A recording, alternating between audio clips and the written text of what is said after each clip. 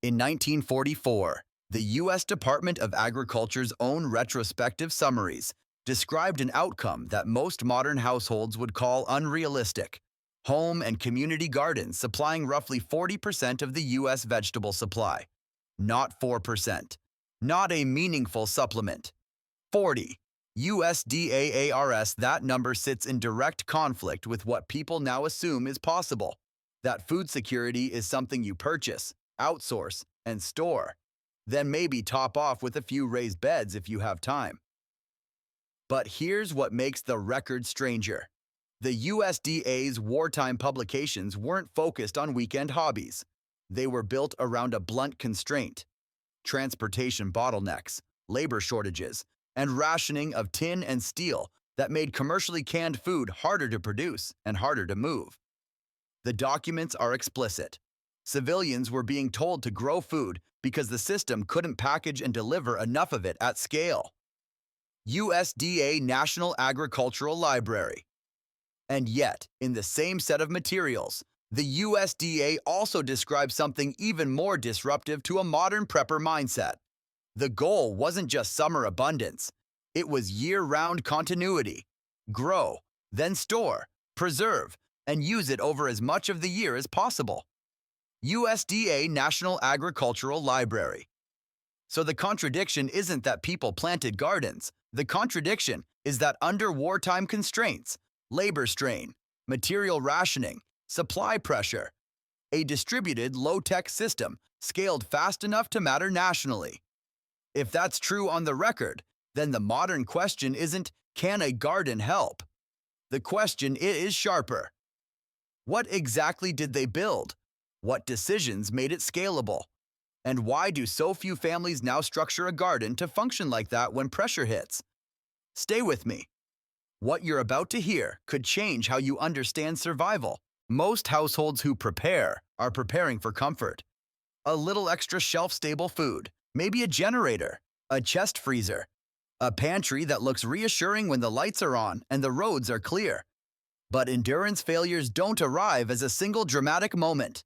They arrive as a sequence of friction, small constraints stacking until the household starts burning time, money, and energy just to stay level. Here's the pattern. First, the system doesn't fully collapse. It stutters. Distribution gets unreliable. Stores still open, but the selection narrows. Prices climb and stay high. Inputs get inconsistent. Fertilizer, animal feed, fuel, replacement parts. A week becomes 3. A month becomes a season. And suddenly your household isn't choosing between brands. It's choosing between calories and cash flow. Global agencies track this reality using a definition that's colder than most headlines. Food security is not just having food today, but having stable access across time. At all times is the key phrase. FAO under stress. Modern preparation fails first in 3 places. 1. The resupply trap. A pantry is a timer. Even if you stocked well, your plan is still based on a countdown. How long until you must buy again, trade again, or travel again? The moment inflation spikes, that countdown accelerates. 2. The nutrition collapse. When budgets tighten, households drift toward dense, cheap calories, often shelf-stable, often repetitive. That keeps you alive, but it changes what your body can repair. Vitamin C is an easy example because the record is unambiguous. It's essential, and deficiency produces predictable breakdown, fatigue, impaired wound healing, bleeding gums, connective tissue failure. That's not theory. That's physiology. NCBI bookshelf. Dietary reference intakes. Vitamin C. In other words, under pressure, you don't just need calories. You need a system that keeps producing micronutrients when the store shelves become inconsistent. 3. The labor reality. In disruptions, time becomes a currency. The household that must drive farther, stand longer, improvise meals, and chase substitutions is spending labor just to eat. That is exactly why the USDA's wartime guidance framed gardens as a logistics tool, not a lifestyle accessory. Their publications talk about relieving pressure on commercial food sources, transportation, and preservation. because those were the bottlenecks. USDA National Agricultural Library. And they weren't speaking only to rural families.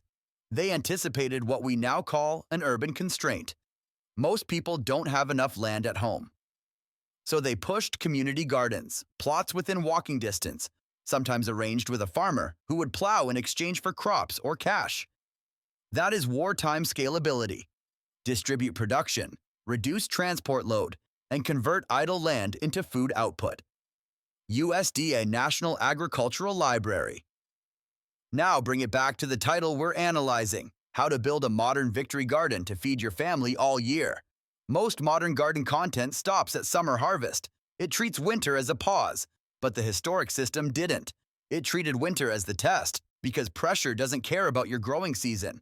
If your garden can't bridge cold months through storage crops, preservation, and season extension, then it's not an endurance system, it's recreation. And that's the pivot most people miss. Most people prepare for comfort, not endurance. A modern household usually thinks about gardening in categories that don't survive pressure: variety, novelty, taste, aesthetics. A victory garden, when it's built as a survival system, thinks in constraints. What produces reliably? What stores without electricity? What can be replanted from saved seed? What still functions when inputs get expensive? The USDA's wartime materials read less like inspiration and more like logistics. Warnings about wasted seed, wasted fertilizer, wasted labor. Because wartime means you don't get a second chance to try again next year. USDA National Agricultural Library. So let's treat this like engineering and break the year into 4 survival functions. Function A: immediate fresh nutrition, fast crops. Leafy greens, radishes, lettuces, things that move from soil to plate quickly. These are not calorie engines. They're micronutrient stabilizers when the household diet starts narrowing. Function B: bulk calories, field density crops. Potatoes, dry beans, winter squash. These are the backbone. They reduce your dependence on purchased staples. Function C: storage without power, root cellar logic. A modern freezer is useful until it isn't. Wartime planning leaned heavily on storage that doesn't require fuel or grid stability. Extension and storage guidance across universities is consistent on the core physics. For many root crops, you want cold and very moist conditions, roughly the low 30s to 40 degrees Fahrenheit range, with high relative humidity, to slow respiration and prevent dehydration. Cornell Cooperative Extension Materials summarize this in practical crop-by-crop storage terms. Cornell Cooperative Extension, PDF. This matters because it means winter food isn't only canned or frozen. It can be stored intact with less labor than preservation if you design for it. Function D: continuity, succession, and timing. The garden fails when harvests come in a flood and then stop. Continuity comes from staggering plantings, planting fall crops early, and using simple protection to push the season. You can already see why most modern gardens don't qualify as endurance systems. They're designed for summer meals, not for calendar control. Now we add the human constraint. A family doesn't experience scarcity as a statistic. It experiences it as a sequence. 1 week of higher prices, then 2. An unexpected expense, a reduced work schedule, a vehicle repair. Then the pantry gets thinner. So the correct question isn't what grows well, it's what reduces the number of times you must interact with the market without pushing your labor and risk through the roof. This is where the old model becomes modern again. A victory garden is not just production, it's purchase replacement. Every pound you don't buy is money not spent under inflation. Every meal that doesn't require a trip is time saved under instability. And every stored crop that doesn't require power is resilience without fuel. That's the knowledge that preceded systems, not romantic tradition, repeatable household logistics. But knowledge alone doesn't convert skeptics. So we move to the pivot, proof under stress. If the victory garden story were only propaganda posters, it would be easy to dismiss. What converts skepticism is that the claims are tied to measurable outputs, recorded by institutions that had no incentive to exaggerate household competence. They needed numbers because they were allocating national resources. The USDA's own public-facing historical summary describes over 20 million victory gardens in 1943, producing 10 billion pounds of food, and then states that in 1944, these gardens supplied around 40% of the U.S. vegetable supply. USD, AARCA. That's not a vague people helped. That's supply. And the USDA's 1943 Victory Gardens publication explains why the government pushed this so hard. War created serious food production, distribution, and preservation problems. Labor and machinery shortages interfering with production. Overloaded railroads and restricted motor transport interfering with distribution, and limited steel and tin pushing civilians away from reliance on canned foods. USD, a National Agricultural Library. This is what stress looked like in a form modern viewers can recognize. Inputs constrained, transport constrained, packaging constrained. So how did households endure? Not by being better shoppers. They endured by shifting part of the food system onto the only supply chain that doesn't require fuel trucks and warehouses, the distance between a yard and a kitchen. But here's the detail that matters for your modern build. The record doesn't describe a garden as a box of tomatoes and herbs. It describes a campaign designed around backyards for families with sun and soil, community gardens for people without land, school gardens scaled to support lunch programs, and crucially, a push to grow food and then preserve and store it across the year. USD, a National Agricultural Library that is distributed infrastructure. It's local production with local consumption, reducing the need for transport and industrial packaging. And when you look at it that way, the 40% claim stops sounding impossible and starts sounding like a predictable outcome of a nation redirecting millions of small plots toward the same objective. Now we tighten the stakes. A modern family watching this might think, we don't need to feed the nation. We just need to feed ourselves. But that's exactly why a modern victory garden works. The smaller the system, the fewer points of failure you need to control. If you can control a core set of calorie crops, a rotation of micronutrient crops, a storage method that doesn't require power, and a planting calendar that prevents gaps, then you don't need the market to cooperate in order to eat. That's what endured when centralized systems were strained. Not perfection, not abundance, continuity.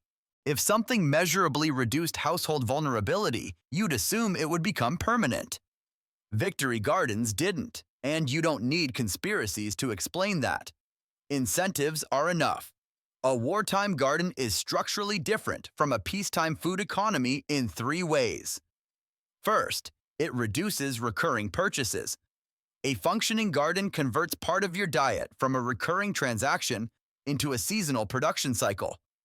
That's not moral, it's accounting. Less purchased produce means fewer retail sales. Second, it decentralizes control. A household with stored potatoes, squash, canned tomatoes, and dried beans is harder to pressure through price shocks. They still need staples, but the leverage is weaker. Third, it doesn't scale profitably in the same way. Industrial food systems excel at centralized production, centralized processing, and distribution at volume. Home production is not a clean revenue stream. It is fragmented, local, and inconsistent from a business perspective. So after wartime, when transport stabilized and industrial packaging resumed, the logic pushed households back toward the market. Not because gardens stopped working, because systems reward what is measurable, taxable, scalable, and repeatable across consumers, not what is resilient at the household level. This is also why modern preparedness is often sold as product. Freeze-dried meals, new gear, new storage solutions. A garden is inconvenient in that economy because once it's established, it becomes less dependent on constant purchasing. And there's another reason, quieter but decisive. The modern household lost the calendar. A year-round garden is not a spring project, it's an operational schedule. When people work longer hours and move more often, they lose continuity, seed saving, storage infrastructure, soil building. The system becomes plant in May, quit in August, which means the garden becomes entertainment, and entertainment doesn't survive pressure. Now we move from wartime documentation to modern confirmation, without pretending the past was perfect. Start with nutrition, because it's measurable. Vitamin C requirements and deficiency outcomes are well characterized. Recommended intakes for adults are in the 75 to 90 milligrams per day range, depending on sex, with higher needs for smokers due to oxidative stress. That's not a wellness claim. It's a formal dietary reference framework. NCBI Bookshelf.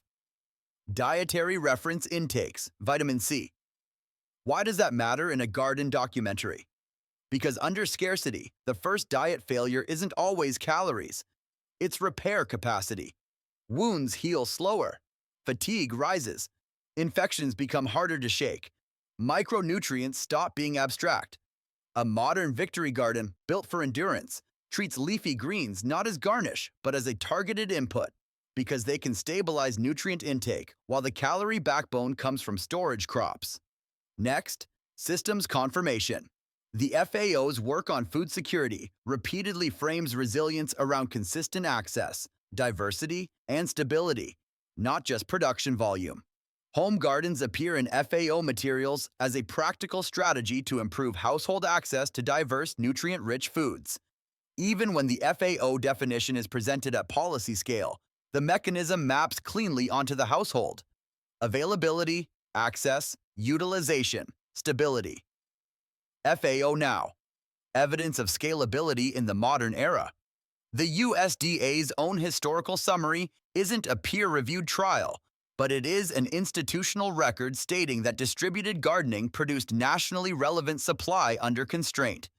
USDA ARS. So science doesn't have to discover the concept. Science confirms what already worked by explaining the mechanism. Distributed production reduces dependency on transport bottlenecks.